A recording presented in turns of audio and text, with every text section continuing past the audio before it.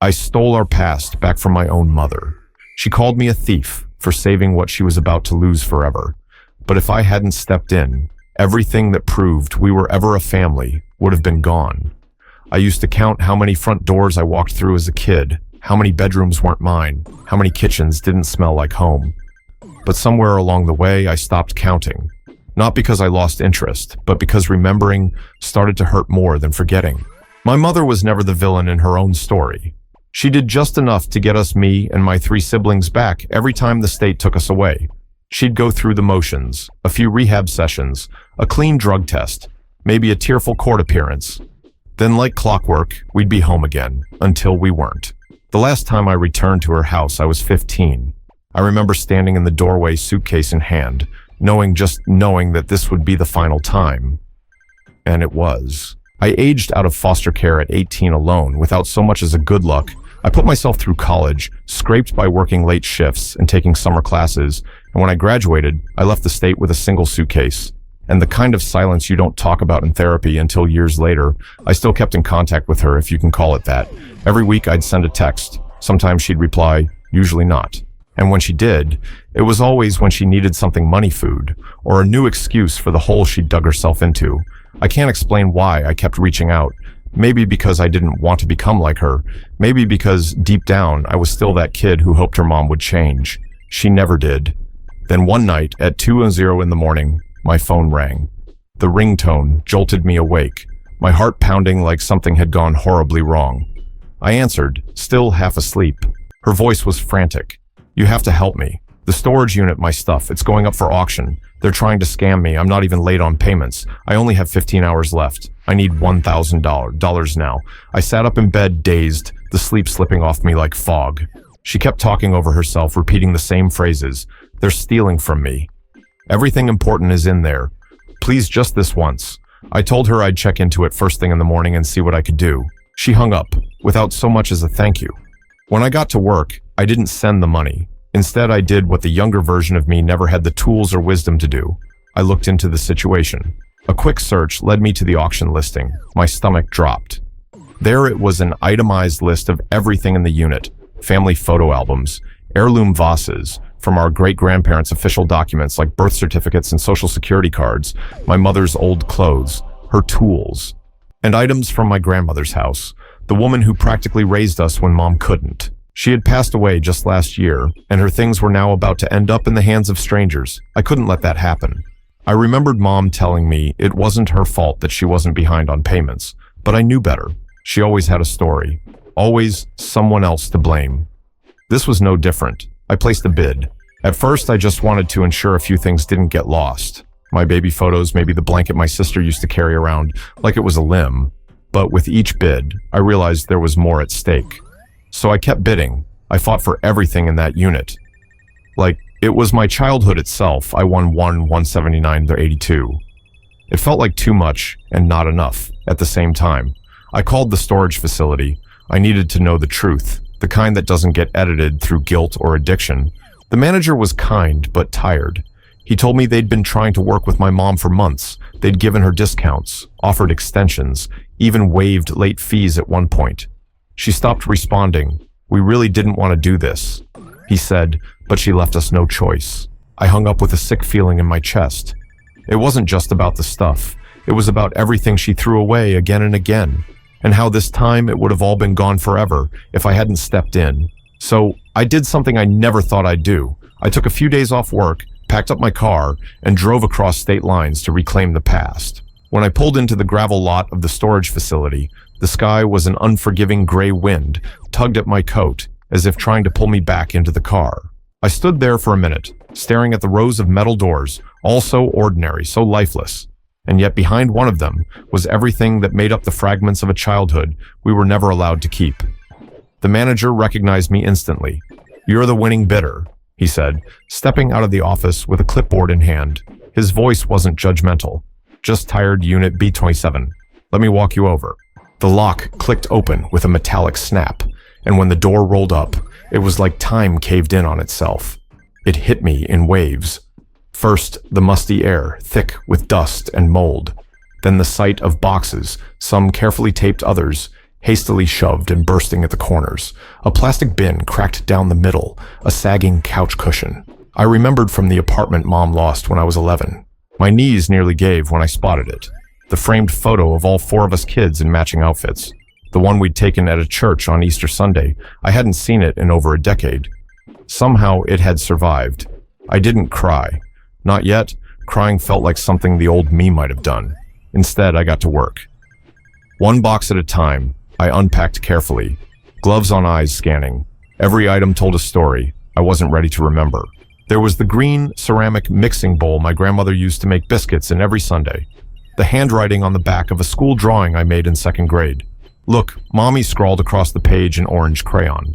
One box held our birth certificates, social security cards, school transcripts. Another had old letters from my grandmother to my mom, pleading ones the kind you write when you still believe someone might change. Then there were the things that didn't belong to us. Boxes of tangled cords, broken drills, old clothes makeup kits coated in powdery residue. Some of it might have been valuable to Mom, but to me, it was just noise, her clutter, her chaos, the physical weight of everything she refused to let go of and somehow expected us to carry. I made a system. 3 piles, 1 for what belonged to me and my siblings. 1 for her belongings, 1 for trash. But I didn't throw away a single thing. Not yet. That felt like a line I wasn't ready to cross. I called my siblings that night from a motel room down the road. My younger sister answered immediately like she'd been waiting. I told her what I found. I heard her inhale sharply when I mentioned Grandma's china set. I thought that was gone forever, she whispered.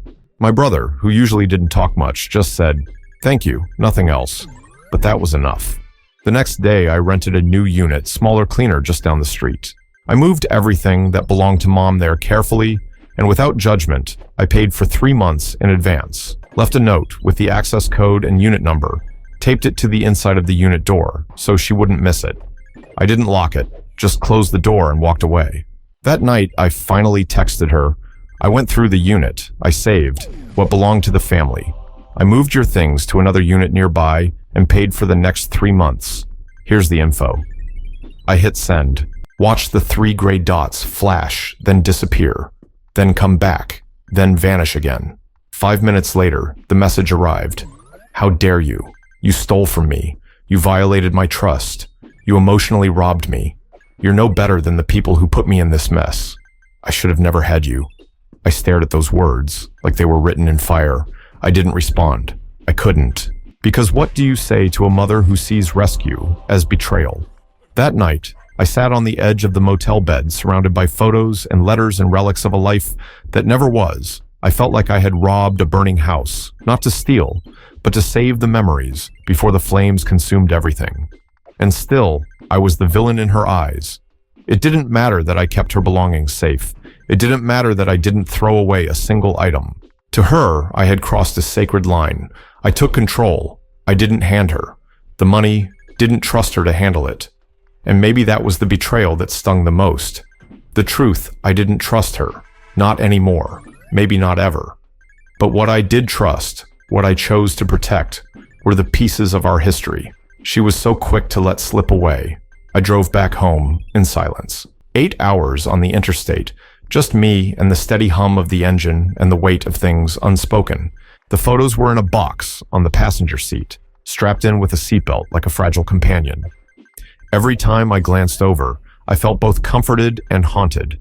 I had salvaged what mattered, what little there was that felt like ours, and yet I couldn't stop replaying her words in my head.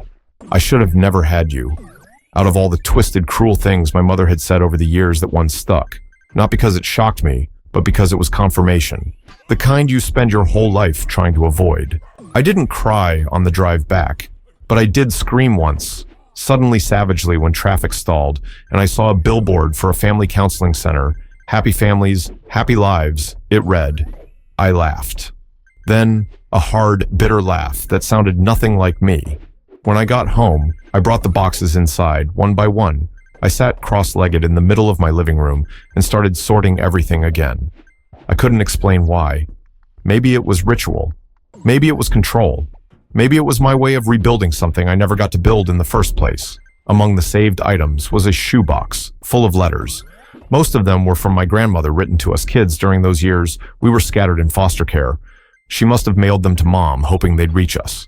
They never did. The stamps were still intact, the envelopes unopened. I read the first one out loud to myself. My sweet girl, I don't know where you are, but I love you. I hope you're safe. I hope someone is tucking you in at night. If you ever feel lost, just know your grandma's heart is always looking for you. I didn't even feel the tears until they hit my hands. Later that night, I called my sister again. I told her about the letters about how Grandma never gave up on us, even when the system did. She asked me to scan them, send copies to everyone, so I did. And for the first time in years, all four of us were texting each other in the same group thread, trading memories, photos, laughing about old stories that somehow survived the chaos. We talked about creating a shared digital archive, a family drive with all the saved documents and pictures. We made plans to visit Grandma's hometown in the summer, to trace our roots, to honor what we still had. It was the first time I felt like we weren't just survivors, but something more. A family, maybe. Reconstructed, reclaimed. But then a week later, the calls from Mom started again. Missed call, another, then a voicemail. So now you think you're better than me, parading my things around like you own them. My own children siding against me after everything I've done. I didn't respond. She followed with a text. Give me back what you took. You stole my life.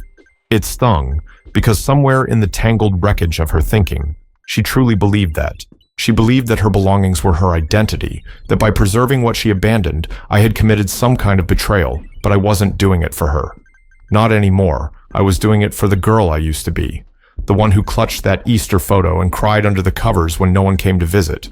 The one who held her breath every time the car pulled into the driveway, unsure if it was a social worker or another angry boyfriend, the one who deserved something to hold on to. I thought about blocking her. Maybe I still will, but part of me hesitated because even though her words cut like blades, they were still hers. Still my mother's voice. Still the echo of a bond I never asked for and could never quite sever. Instead, I sent one final message. I didn't steal your life. I saved what you left behind. You may never see the difference, but one day maybe your grandchildren will. And they'll know who they came from. Not just the pain, but the strength to rise beyond it. She didn't reply, but she did visit the storage unit. The manager called me a few days later, said she came in ranting, yelling about theft and betrayal. He told her calmly, "Your daughter paid in full. She didn't take anything that wasn't hers." Then she left, slammed the door behind her. I don't know if she ever went back. Sometimes I wonder if she stands there looking at the things I refuse to throw away, wondering why they still exist. Wondering why someone who owed her nothing still preserved the pieces of a life she couldn't hold on to herself. But I know why, because someone had to. It's strange how something as small as a photograph can feel heavier than a box of bricks. There's this one picture me at 6, gap-toothed and smiling in a secondhand pink dress. My sister beside me with a Kool-Aid mustache and wild curls. We were sitting on the front steps of one of the many houses we didn't get to keep. I don't even remember who took it, probably Grandma. But it stayed with me, tucked in the bottom of one of the boxes I rescued, and every time I look at it, I feel the same mixture of joy and grief, like holding a balloon in one hand and a stone in the other. Weeks passed. The chaos faded into silence. Mom stopped calling, stopped texting. I didn't know whether to be relieved or anxious. With her silence was never neutral. It was a warning shot, a fuse slowly burning, but I didn't reach out again. I couldn't. My hands had been extended for too long, and all they ever caught were scraps. Instead, I poured my energy into rebuilding what I could. My siblings and I made a shared photo drive, scanned every document, labeled everything. We even mailed out copies of the important papers, birth certificates, medical records, diplomas, to make sure no one ever had to beg for their identity again. We were done losing things to other people's mistakes. And then came the day I walked into my own closet and realized I was still holding on to one final box, one I hadn't opened. It had Mom's name written in smudged Sharpie across the top. I didn't want to open it. I stared at it for days, left it sitting in the middle of my floor like it might detonate. Finally, one Sunday afternoon, I sat down with a cup of coffee and told myself I could handle it. I peeled back the tape. Inside were notebooks, dozens of them, spiral-bound old weather-worn. Some pages stuck together, some were torn, but they were all in her handwriting. Journals. The first page I flipped to said March 4th. Kids are gone again. House feels like a coffin. Maybe this time they won't come back. Maybe that's better. I swallowed the lump rising in my throat and kept reading. They weren't coherent entries, not exactly. More like scattered pieces of a person unraveling, rage, remorse, delusion, fear. Some days she hated us, other days she missed us. One page read, I think they'd be better without me. I don't know how to love, right? That one wrecked me. Because I believed her, she didn't know how to love right, but part of her did want to.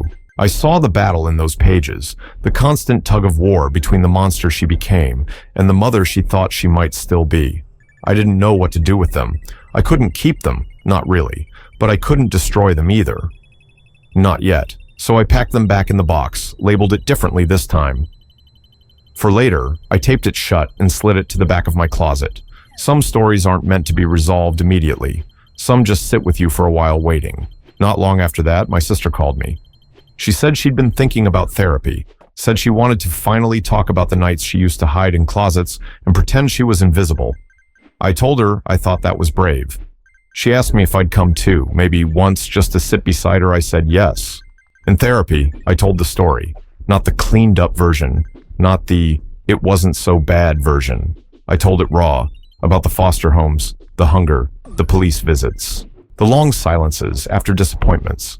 I talked about the storage unit, the guilt, the rage, the complicated knot that still wrapped around my chest whenever I thought about my mother's voice. The therapist asked me a question that stuck. If your mother never says, sorry, would you still feel like you did the right thing? I didn't answer immediately because part of me wanted the apology so badly I could taste it, not because I needed her to redeem herself, but because I wanted confirmation that I wasn't the villain. But the truth, I already knew I wasn't. I did what she couldn't. I preserved the legacy she tried to bury. I fought to save what little beauty survived the storm. I protected my siblings. I rebuilt a broken history with careful hands. No one could take that away from me, not even her. And someday, when I have kids of my own, I'll show them those photos. I'll tell them about Grandma's letters, about the courage it took to grow up without a real home, about how love isn't always loud, but sometimes it shows up quietly in the form of a girl driving across state lines with nothing but a name on an auction receipt and a heart full of unfinished prayers. Because I did love her, even if she couldn't love me back in the way I needed, even if I had to let her go piece by piece. Months passed. Life began to stitch itself into something that resembled peace. Not perfect, never that, but steady. The kind of calm you earn, not find. I went back to work. I slept through the night more often, and my siblings and I started to laugh in a way that didn't feel cautious. We visited our grandmother's hometown that summer, like we'd promised, drove up in a borrowed van, all four of us packed in with sandwiches and old CDs we hadn't heard since high school. It was the first time we'd all been together without some looming crisis, and it felt good, natural. Like this version of family was one we could finally build ourselves. We found her headstone in a quiet corner of the cemetery.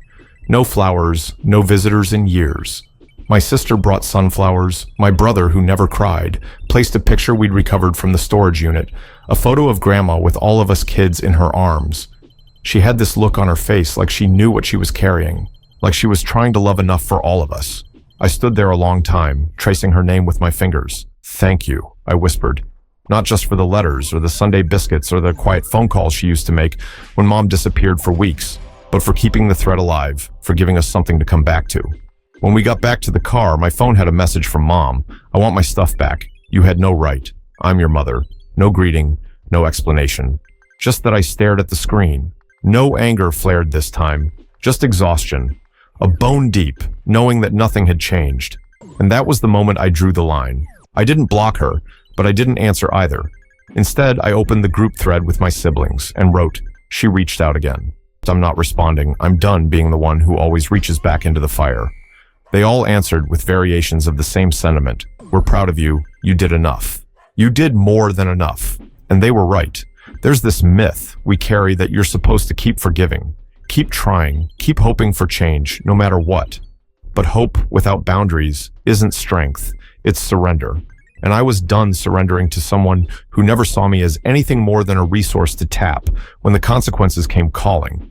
I kept the box of journals, still haven't read most of them. Maybe one day I'll donate them to whatever part of me still needs to understand her. Maybe I'll burn them in a fire and scatter the ashes in the backyard.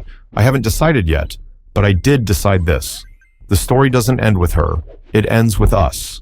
Me and my siblings sitting on the floor one Sunday evening, passing old photos around like sacred relics, laughing about Grandma's terrifying meatloaf, and the time our foster cat gave birth under the bed. We weren't victims in that moment. We were historians, survivors, architects of something new. I looked at them, at the lines in my brother's face that didn't used to be there, at the way my sister reached over to fix the collar on my shirt, and I realized we weren't just mending what was broken. We were building something stronger than what had come before, something that didn't require permission or approval, something that had nothing to do with the woman who lost everything and still couldn't say thank you to the daughter who tried to save even the pieces, and that was the final gift. I gave myself the power to walk away without bitterness, to know that I wasn't cold or cruel or heartless. I was free.